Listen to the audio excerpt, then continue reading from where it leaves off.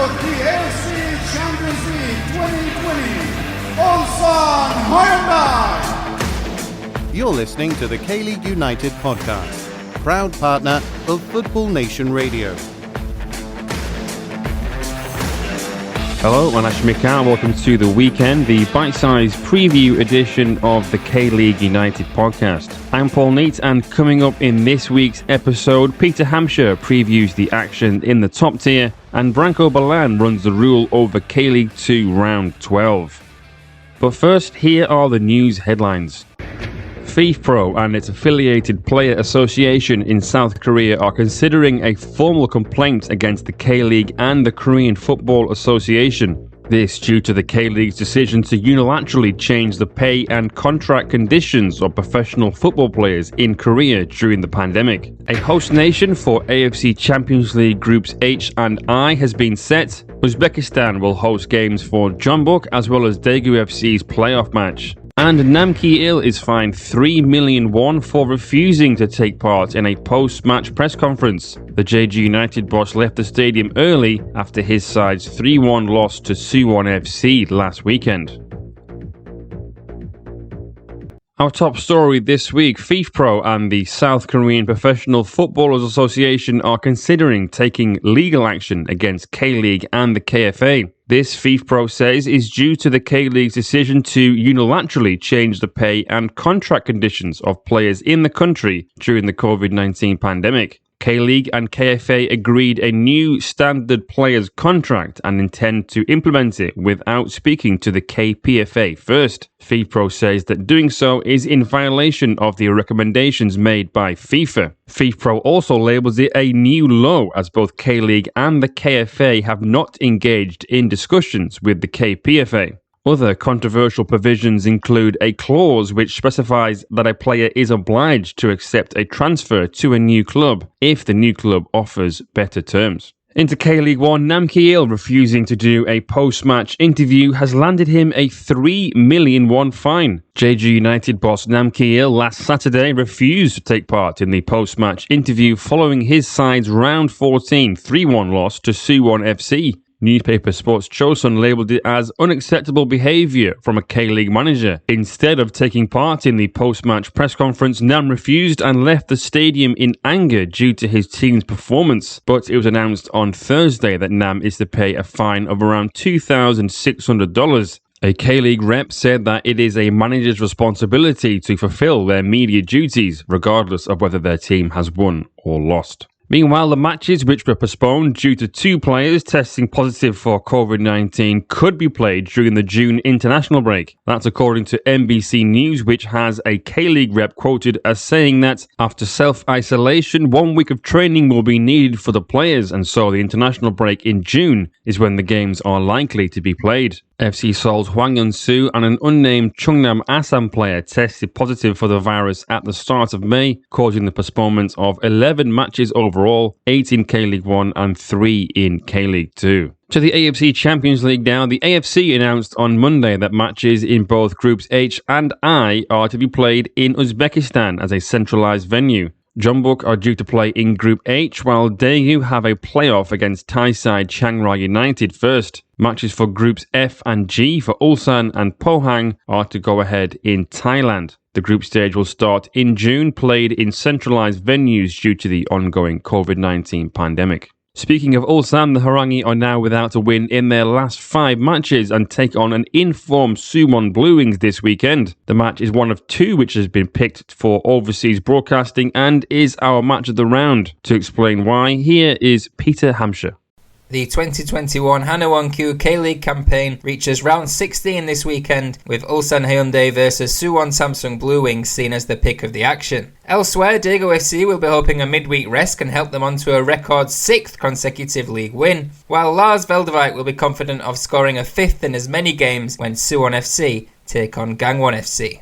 Your match of the round is Ulsan Hyundai at home to Suwon Samsung Blue Wings on Sunday at 4:30pm. Second host third this Sunday as Ulsan welcomes Suwon to the Munsu. The Harangi will be seeking revenge as well after suffering a 3-0 loss to the Blue Wings when the two sides met earlier in the campaign. Just a point separates the two, who both head into the match with just one defeat in their last 5 outings. Ulsan have just one win during that time, however, while Suwon have 3, including back-to-back victories in the last 2 rounds. A 3-1 victory over champions and league leaders Jeonbuk, and a stunning comeback over Jeju United on Wednesday. Park Kun-a's men looked dead and buried, trailing 2-0 at the break, but goals from Kim Gunhee, Uros Jeric and Donnell Henry sealed the points. Ulsan, they had to settle for a draw, but much like Suwon, it was their overseas centre-back who secured the point late on. Dutchman Dave Bultau struck in the 93rd minute to rescue a draw away at Gangwon, his second of the season. Ulsan and Suwon have both scored 20 goals this term, joint second in the division. The Harangi have proved to be a passing team under Hong Myung-bo, leading the league in that regard. They have also made the most shots per 90 minutes, and Suwon sit 8th in that stat.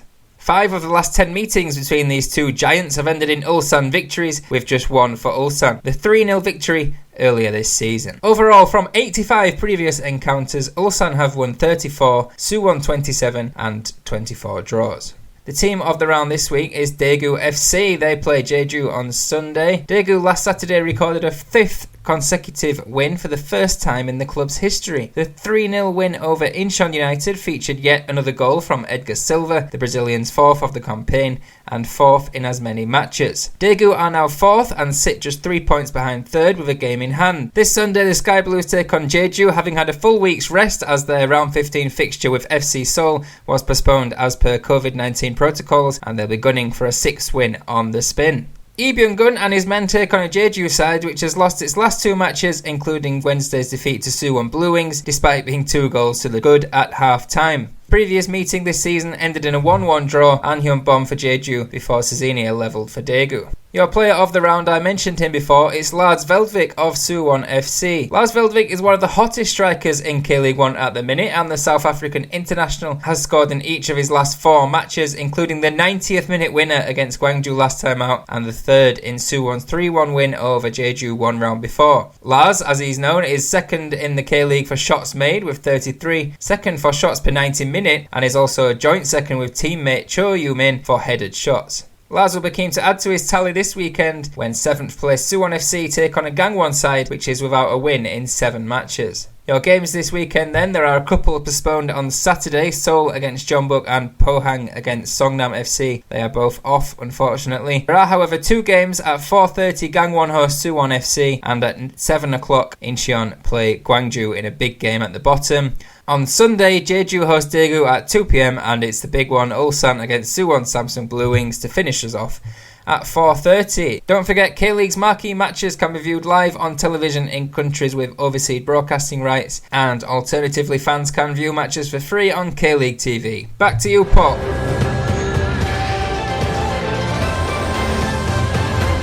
Thank you very much for that, Peter.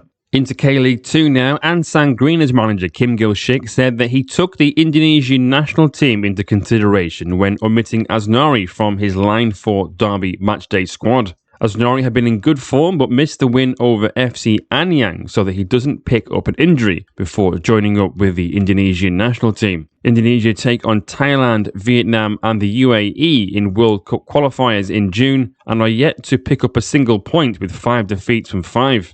Coach Kim added that a decision will be made about Asmari ahead of Ansang's match with Jeonnam Dragons on Monday. Elsewhere in K-League 2, Ikramyon Alibayev came off the bench on Monday night to make his Daejeon Hana Citizen debut. That was in the 4-1 away defeat to Busan I-Park. Alibayev joined Daejeon on a free transfer in March after being released by FC Seoul and has had to wait to make his first appearance in a Daejeon shirt. In fact, it was his first appearance since July last year after a hernia problem. Daejeon and Alibayev take on Gimcheon Sangmu this weekend, a game which will now be played behind closed doors due to the COVID-19 situation in the local area. But the game has been chosen as the match of the round, and to explain why, as well as who the player and team to keep an eye on are, here is Branko Belan. It's time for your 2021 K-League 2 Round 12 preview. FC Anyang still lead the pack by the slimmest of margins at the top of the table heading into the weekend, where they will face Gyeongnam FC in what has the potential to be a really good fixture. However, top billing for the round goes to Gimcheon Sangmu hosting Daejeon Hana Citizen, with the sides separated by just 2 points in the table. Monday evening sees a pair of fixtures with quite a bit at stake as Jeonnam Dragons host Ulsan Greeners and Bucheon FC 1995 welcome Seoul Eland. On to the match of the round then, and it's Gimcheon Sangmu in 7th versus Daejeon Hana Citizen in 3rd on Saturday the 15th of May at 4 p.m. Preseason favorites Gimcheon Sangmu face an important test as they welcome promotion-charging Daejeon Hana Citizen, who didn't have the best of times last time out as they were humbled 4-1 by Busan I-Park last round. Gimcheon, meanwhile, looked to build on the momentum of a mini 2-match unbeaten streak, although they did look quite uninspiring last time out, having to settle for a goalless draw against Bucheon FC 1995. The two standout players in the fixture should be Oh Hyung-gyu for Gimcheon and Edinho for Daejeon Hana Citizen. Both have consolidated themselves as key attacking threats for their respective sides and could well be the ones to decide the match on Saturday afternoon. Things have not quite gone according to plan for Gimcheon this season. They were expected to roll through the division without much opposition on the way to the K-League 2 title and automatic promotion, but things have hit a bit of a snag thus far. The match with Daejeon has the possibility of being a very unpredictable one, as the Purples could still be reeling from their latest defeat, or they could rebound and produce a performance to keep them in touch with the top of the table. Gimcheon won the only previous meeting between the sides in mid-March, with Woo Ju-sung scoring the winner with 10 minutes left in regulation. On to the team of the round, it's Jeonnam Dragons. The Dragons sit just 1 point off the summit of the second division heading into the weekend as they prepare to face Ulsan Greeners for the second time this season. Jeonnam won the previous meeting between the two in April, with Alex Martins Ferreira netting the winner 5 minutes into second half stoppage time after Chang Sun-hyuk had been sent off. With FC Anyang facing Gyeongnam FC, the Dragons have no choice but to chase all 3 points in an attempt to either maintain the current gap or potentially jump to the head of the pack with a win if the Violets slip up against the Reds. Kim Hyun-uk, Chang Sun-hyuk, Lee Jung-ho, and Jonathan Bolatelli have each scored a pair of goals for the club this season, so the scoring options are there, and the hope is that Park Jun-hyuk will put in another solid performance to steer them to an important victory. Lastly, the player of the round is Seoul Eland's Leandro. A runner-up for the K-League 2 MVP award a season ago has found things a bit more difficult in his second season with the Leopards, counting 2 goals and 3 assists to this point in the campaign. His last goal came against this weekend's opposition in Bucheon FC 1995, and having not found the back of the net in 5 matches, he is due for a breakout performance. Notably, however, he has been challenged for minutes this year with the arrival of William Barbio, but continues to be a regular starting 11 selection for Chung Jung-young. The Leopards are still very much in the thick of the playoff hunt, and 3 points this weekend will go a long way in making that a possibility. Fans, we want to hear from you. You're encouraged to email KLU at info@kleagueunited.com or tweet at KLeague United with any questions, comments or reactions. Or follow us on Facebook to ask directly during one of our live shows. Thank you very much for that, Branko. In other news, Gangwon FC's B team is moving to Donghae City. The team had previously been playing its home matches in the border town of Cheolwon, but they will now play at Donghae Lesports Town on an artificial pitch. Gangwon FC B currently sit 5th in K4 with 5 wins and a draw from their first 9 matches. Over in Hong Kong, K-League legend Dayan simply cannot stop scoring. Dayan sits top of the Hong Kong Premier League scoring charts with 15 goals from 12 appearances for Kichi, who look on course now to seal another league title. In the women's game, the draw for the 2022 AFC Asian Cup qualifiers has been postponed due to COVID-19. The AFC made the announcement via its homepage on the 11th of May. It was supposed to take place on May 27th. The 2022 Women's Asian Cup finals, which will feature a total of 12 teams, are scheduled to take place in India on January the 20th next year. And finally, 3 Korean footballing legends have been named into the International Federation of Football History and Statistics' Asia men's team of the 20th century. Cha Bum-kun, Kim Ju-sung and Hong Bung-bo are among the final 11 greatest Asian players to play between 1901 and the year 2000, according to the Federation. The players were chosen based on a poll from journalists, former players and specialists. The greatest teams from around the world will soon be published in a book. And that is all we have time for this week. Thank you very much for tuning in. Don't forget we have league-wide previews available on kleague.com and previews for the 2 matches chosen for overseas broadcasting. They are Ulsan Hyundai versus Suwon Samsung Blue Wings and Incheon United versus Gwangju FC. There are also individual match previews available on kleagueunited.com, as well as Shibaji Dazi's look ahead to the Women's Champions League final featuring Ji So-yeon. We are on social media, all at K-League United, and to find us, the link is, as always, in the Bruno bio. Until next time, goodbye.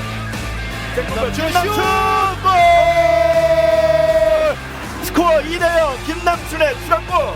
지금 이진영 선수가